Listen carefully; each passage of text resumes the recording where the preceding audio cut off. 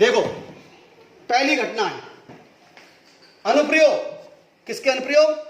क्रांतिक कोण पूर्ण आंतरिक परावर्तन पर आधारित अनुप्रयोग। अनुप्रयोग मतलब दैनिक जीवन की घटनाएं। पहली घटना क्या है? जल में परखनली का चमकना। जल में परखनली का चमकना। देखो हम क्या करेंगे बच्चों, इधर चित्र पर ध्यान दो।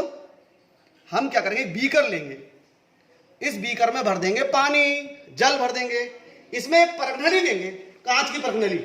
इस परखनली खाली होगी, परखनली के अंदर कुछ भी नहीं होगा। परखनली के अंदर क्या होगी? ईयर होगी, ईयर। तो हम एक क्या करेंगे, जल से भरे बीकर में, ये बीकर लिया, इसमें जल भरा हुआ है, इसमें एक परखनली, खाली परखनली, कांच की परखनली खाली होगी, भरा नहीं होगी, उसे हम रख देंगे, इसको डुबोएंगे। अब डुबोने के बाद परखनली हमारी पहले ऐसी सीधी है, अब इसके बाद में धीरे धीरे से घुमाते जाएंगे, घुमाते जाएंगे, घुमाते जाएंगे, घुमाते जाएंगे, घुमाते जाएंगे। तो एक कंडीशन ऐसी आ जाएगी कि हमारी आंख यहाँ ऊपर से देख रहे हैं हम इसको, बीकर को, तो हमें यहाँ में चमक नजर आएगी बहुत तेजी से। इसका कारण क्या है? जैसे जैसे हम परखनली को घुमाते जाएंगे, यहाँ से जो प्रकाश आ रहा है, ये प्रकाशीय किरणें आ रही हैं, उनका ये किरण ये गई, उनका जो आपतन कोण है उसका मान बढ़ता जाएगा। ये जो आपतन कोण होगा, यहाँ पर आपतन कोण ये होगा, ये आपतित किरण, ये अवलंब, इनका भी आपतन कोण है, इस आपतन कोण का मान धीरे धीरे बढ़ता जाएगा। और जब ये आपतन कोण, ये परखनली है कांच की, कांच और वायु के क्रांतिक कोण 41 डिग्री 49 मिनट से अधिक हो जाएगा।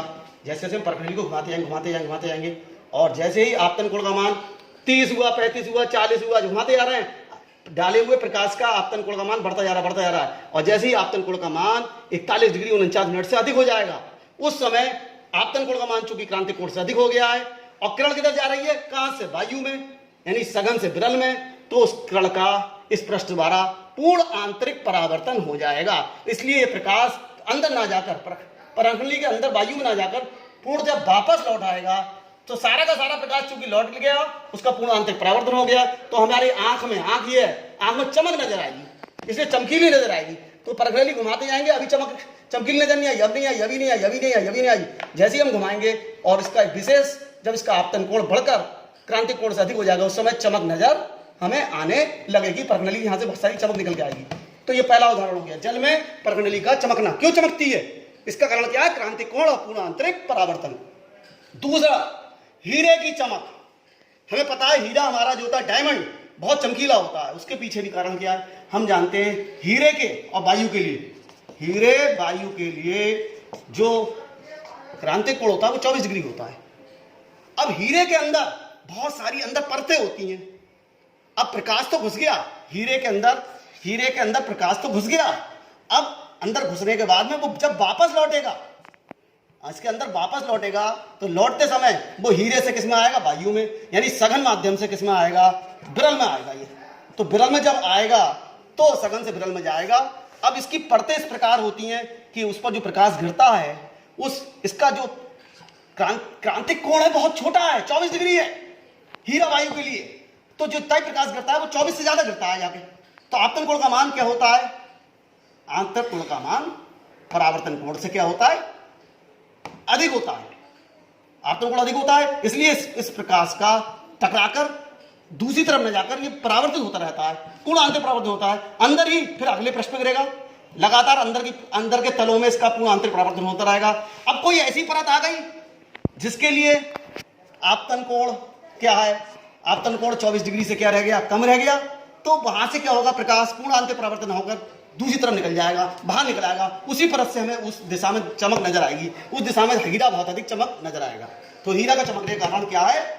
पूर्ण आंतरिक परावर्तन है। अब रेगिस्तान की मरीचिका, एक तीसरा हम बताएंगे दैनिक जीवन में उदाहरण, रेगिस्तान की मरीचिका। मरीचिका शब्द देखो भाई बच्चों, मरीचिका, मरीचिका का शाब्दिक अर्थ है धोखा। अगर बच्चों आप लोग सुनोगे मृग मरीचिका, सीता जी ने, रावण ने क्या करा था? जब सीता जी का अपहरण करना था तब उसने एक सोने का हिरण बना दिया था। तो वो सोने का हिरण नहीं था, उससे सीता जी को धोखा हुआ। उसमें धोखा वो कहलाती है मृग मरीचिका। मृग मरीचिका, मरीचिका मीन्स होता है धोखा। तो देखो यहाँ क्या होता है, रेगिस्तान में हम चलते हैं, जब रेगिस्तान में, ये रेगिस्तान है, रेगिस्तान की जमीन है, इसकी रेत दिन में बहुत अधिक गर्म हो जाती है, दिन में बहुत अधिक गर्म हो जाती है। तो यहाँ पर गर्म होने के कारण ये परत नीचे रेत बहुत ज़्यादा गर्म हो जाती है, और जब हम दूर खड़े होते हैं और दूर खड़े हुए पेड़ को देखते हैं तो उसकी छाया हमें, उसकी परछाई जमीन में नजर आती है। ऐसा लगता है दूर खड़े हुए व्यक्ति को जैसे पेड़ यहाँ पर इसकी छाया जो बन रही है वो जल में बन रही है, जल में बन रही है, परछाई इसकी जल में बन रही है। तो ऐसा महसूस होता है यहाँ दूर खड़े हुए व्यक्ति को कि यहाँ पर जल है, जलाशय है, तो वो धोखा होता है उसके साथ में, जबकि यहाँ पर पहुंचता है तो यहाँ पर जल नहीं मिलता है। कारण क्या है इसका? असल में रेत के संपर्क में जो वायु की परत होती है वो बहुत गर्म होगी, रेत का टेम्परेचर दिन में बहुत ज़्यादा होता है, तो ये वायु गर्म होगी, तो इसलिए इसके कण दूर दूर होंगे, यानी यहाँ माध्यम विरल होगा। और इससे ऊपरी वाली परत कम, इसके मुकाबले ठंडी होगी, तो ये सघन होगा। इससे ऊपर की परत और ठंडी होगी, ये और सघन होगा। तो जितना ऊपर जाते जाएंगे माध्यम सघन होता जाएगा, और जितना नीचे जाते जाएंगे माध्यम विरल होता जाएगा। तो अब जब पेड़ के सिर से किरणें चल रही हैं, ये किरण चली आपतित किरण, ये अवलंब है इस पृष्ठ पर, तो ये किरण क्या होगी? इधर माध्यम है विरल, सॉरी इधर माध्यम है सघन। सघन क्यों है? क्यों यहाँ का टेम्परेचर कम है, इसलिए कण क्या है? पास पास है। जब टेम्परेचर कम होगा कण पास पास होंगे, और जब यहाँ नीचे जाएंगे टेम्परेचर ज्यादा होगा। जैसे नीचे जाएंगे टेम्परेचर बढ़ता जाएगा तो कण टेम्परेचर पाकर दूर हो जाएंगे, यहाँ विरल हो जाएगा।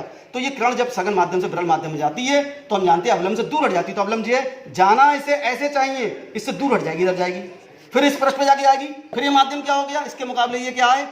जैसे जैसे नीचे जाते हैं ऊपर का माध्यम सघन, नीचे का विरल, तो इसके ये सघन होगा, अब ये विरल होगा। फिर सघन से विरल जाएगा तो फिर कण ऐसे ना जाकर थोड़ी हट जाएगी, तो लगातार कण हटती जाएगी और किससे? अवलंब से दूर भागती जाएगी। और एक ऐसी कंडीशन आ जाएगी कि जब ये पृष्ठ पे जाके गिरेगी तो इसका आपतन कोण क्रांतिक कोण से अधिक हो जाएगा। जब क्रांतिक कोण से अधिक हो जाएगा तो ये जो होगा इसका पूर्ण आंतरिक ये परावर्तन हो जाएगा, और ये किरण जो हमारी जो है इस तरह से अब उल्टी जाएगी, घूमती जाएगी, लगातार घूमती गई। अब ये किरण जाएगी ऊपर, अब किरण उल्टी जा रही है। पहले तो आ रही थी सघन से विरल में, अब विरल से सघन में जा रही है। तो ये विरल से सघन से विरल में जाने पर अवलंब से दूर हट रही थी, अब विरल से सघन में जाएगी तो अवलंब की ओर झुकेगी, तो लगातार किरण अब झुकती जाएगी। अवलंब यहाँ पर जे है, तो अवलंब किरण जो है अवलंब की ओर झुकती जाएगी, तो आंख में घुसेगी। तो आंख में जब किरण घुसेगी तो इसे पीछे बढ़ाएंगे तो ऐसा लगेगा जमीन पर नीचे से अंदर से आ रही है, तो यहाँ इसका सिर का प्रतिबिंब यहाँ बन जाएगा, तो हमें ये पेड़ प्रतिबिंब उल्टा नजर आएगा। पेड़ जैसा लगेगा यहाँ पे जलाशय, जबकि यहाँ पे जलाशय नहीं होता है, केवल ये एक रेगिस्तान की मरीचिका कहते हैं, डेट्स ऑल।